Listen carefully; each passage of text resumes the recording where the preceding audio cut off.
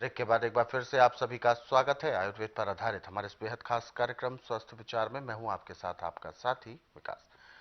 दर्शकों, स्वस्थ विचार कार्यक्रम में अक्सर हम आपके लिए कुछ ऐसी चीजें लेकर आते हैं जो आपकी सेहत, आपकी तंदुरुस्ती के लिए बहुत ही ज्यादा जरूरी होती है। क्योंकि आज की इस भागदौड़ भरी जिंदगी में कब कौन सा रोग कैसे हमें लग जाए, इसके बारे में कुछ नहीं पता होता। लेकिन इसके बावजूद भी हमें हर चुनौतियों को सहर्ष स्वीकार करना है और डटकर सामना करते हुए हर चुनौती को दूर करना है। लेकिन ये होगा तब जब हमें सही जानकारी होगी, जब हम हमेशा अपने शरीर, अपने स्वास्थ्य के प्रति जागरूक रहेंगे। और यही जागरूकता उत्पन्न करने का हमारा इस कार्यक्रम के माध्यम से सतत प्रयास रहता है।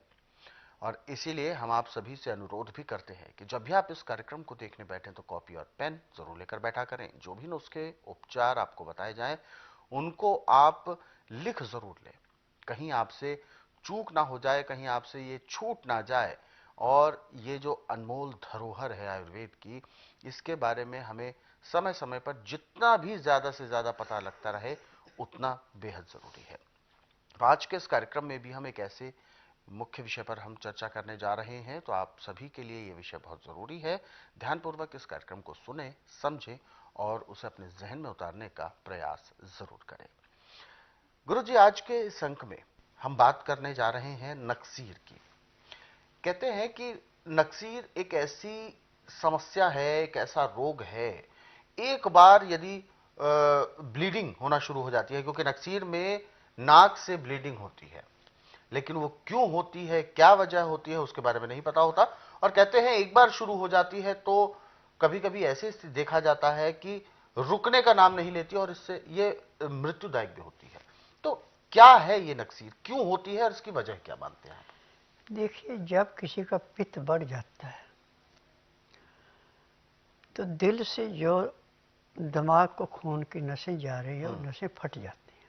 अपने आप फट जाती हैं? हाँ, प्रेशर दूध का, खून का इतना बढ़ जाता है कि नसें फट जाती हैं। अच्छा। फिर जो दिमाग को खून जाना, वो खून नाक के रास्ते जैसे नल की टुट्टी खोलते हैं ऐसे निकलना शुरू हो बिल्कुल। जाता है।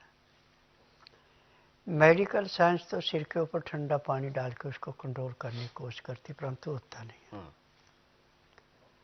स्वस्थ विचार में इसका एक नहीं कई नुस्खे हैं बंद करने के, परंतु मौसम के अनुसार सर्दियों में गाजर को ब्रीक करके पीस के मस्तिष्क के ऊपर लेप कर दें। जैसे मस्तिष्क पर लेप करेंगे थोड़ी सी ठंड का महसूस होगी, नक्सीर का खून आना बंद हो जाता है। परंतु एक बात मैं आपको दावे से कह दूं कि एकदम खून बंद नहीं करना चाहिए, चाहे बवासीर का चाहे नक्सीर का है। इसका इन्फेक्शन हो जाता है। जितना गंदा खून है उसको बहने दें। जब आप ये लेप करेंगे तो इससे आपको काफ़ी राहत मिलेगी और जितना खून पहले आ रहा था उससे कम होता जाएगा। 7 दिन ये लेप करने के बाद 8वें दिन 3 हिस्से गाजर का रस, 1 हिस्सा पालक का रस निकाल के हल्का गर्म करके और उसमें 6 चम्मच शहद मिला के पीने में आधे घंटे का समय लगाएं तो जो आपके खून की कमी पड़ी है उसको गाजर और पालक उसकी कमी को दूर करता है। गाजर और पालक जैसे पेट में जाएगा तो पालक में लोहा तत्व ज़्यादा है और गाजर में रेड सेल बनाने की ताकत ज़्यादा है। तो जब ये दोनों मिलते हैं तो खून गाढ़ा होता है। और जो बिल्कुल मरियल शरीर के है, यदि आप 15 दिन तक दिन में 2 बार 3 हिस्से गाजर का रस, 1 हिस्सा पालक का रस देते हैं तो उसका लीवर भी तेजी से काम करता है, पैंक्री इंसुलिन बनाती, पित्ते में तेजाब नहीं बढ़ता और खाया पिया ऐसे पचता है जैसे रेते की ढेरी पे पानी डाल के रेता पानी चूस लेता है, पानी को बहने नहीं देता।